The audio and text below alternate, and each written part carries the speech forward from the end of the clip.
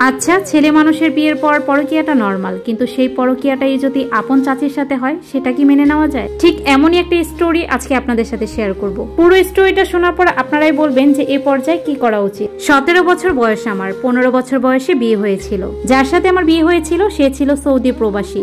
বিয়েটা আমাদের ফোনই হয়। বিয়ের 2 মাস পরে সে বাংলাদেশে আসে। এসে আমাকে উঠিয়ে নিয়ে যায়। ভাগ্যের কি নির্মম পরিহাস।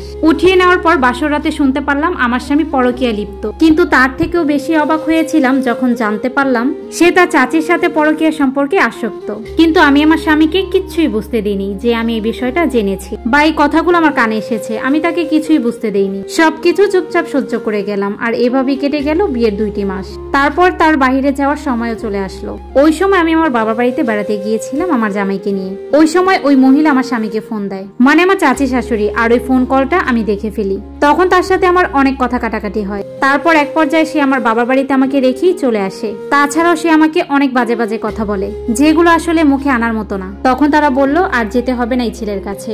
এই কথা শুনে আমার স্বামী আমার বাবার বাড়িতে এসে আমার বাবার পায়ে ধরে কান্নাকাটি করে। আর সে বলে সে ভালো হয়ে যাবে, আর কখনো এরকম করবে না। আর আমি বোকা মেয়ে তার চোখের পানি দেখে গলে গেলাম। তাকে ক্ষমা করে তার সাথে তার বাড়িতে গেলাম। আমি মনে করেছিলাম এই বুঝি সব ঠিক হয়ে গেল, কিন্তু কই, ঠিক তো আর হলো না। সে আমাকে বাড়িতে তো ঠিকই আনলো, কিন্তু ভালো ব্যবহারটুকু করলো না। অনেক অবহেলা করতো, ভালো মতো কথাও বলতো না। এরপর সে বাহিরে চলে যায়, কিন্তু আমার আর ভালো থাকা হলো না। আর ভালো থাকবোই বা কিভাবে? আমার যা, ভাসুর, শ্বশুর, ননাস এরা কেউই ভালো ছিল না। কিভাবে ভালো থাকবে? যার স্বামী যাকে মূল্য দেয় না সেই মেয়েকে পৃথিবীর কেউই মূল্য দেয় না। দিন রাত শ্বশুর বাড়ি কুকুরের মতো কাজ করেছি। হঠাৎ জানতে পারি আমি মা হতে চলেছি। অনেক খুশি হয়েছিলাম, অনেক অসুস্থ হয়ে পড়েছিলাম, কারণ দিন রাত ওই বাসায় কাজ করতে করতে জীবনটা যেন যায় যায় অবস্থা ছিল। চলে আসলাম আমি আমার বাবার বাড়িতে। বাবার বাড়িতে আসার পর আমার পরিজার টুকরা বাচ্চাটা আর রইল না। ওই যে শ্বশুর বাড়িতে দিন রাত কাজ করে করে নিজের প্রতি অবহেলা করে নিজের বাচ্চাটাকেই বাঁচাতে পারলাম না। বাবার বাড়িতে যখন অসুস্থ হয়ে পড়েছিলাম ঠিক ওই সময় আমার শ্বশুর এসে আমাকে তাদের বাড়িতে নিয়ে যায়। শরীরের অবস্থা তেমন ভালো ছিল না, তারপর আমাকে যেতে হয় ওই বাড়িতে। ওই অবস্থায় আমার বাড়ির সব কাজ করতে হতো, নীরবে শুধু চোখের পানি ফেলতাম। আর এভাবেই 10টা মাস কেটে গেল। তারপর সৌদি থেকে আমার ভাসুর আসলো বাড়িতে। আর সেই সময় শুরু হলো আমার উপর আরো বেশি নির্যাতন। আরো বেড়ে গেল আমার কাজ। আর কিছুদিন পরে আমার স্বামী সৌদি তার কাছে আমাকে নিয়ে গেল। ভেবেছিলাম এবার বুঝি একটু সুখ পাবো, আর বুঝে যন্ত্রণা সহ্য করতে হবে না। কিন্তু কই আর মেয়েদের কপালে সুখ থাকে বলেন?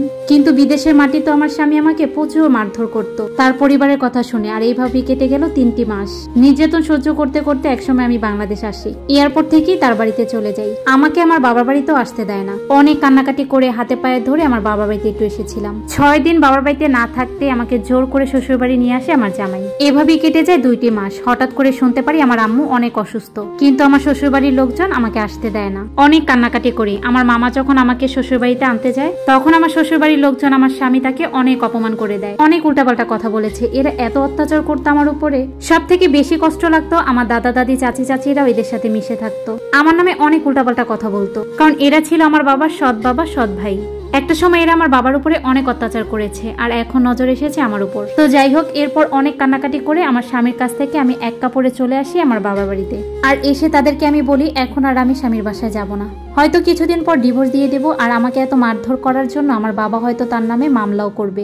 আচ্ছা, মেয়েদের জীবনটা এমন কেন? তাদের জীবনে এত দুঃখ কেন থাকে? এই স্টোরিটা সম্পূর্ণ একটি আপুর লাইফ থেকে নেওয়া। ভালো থাকবেন সবাই, ধন্যবাদ।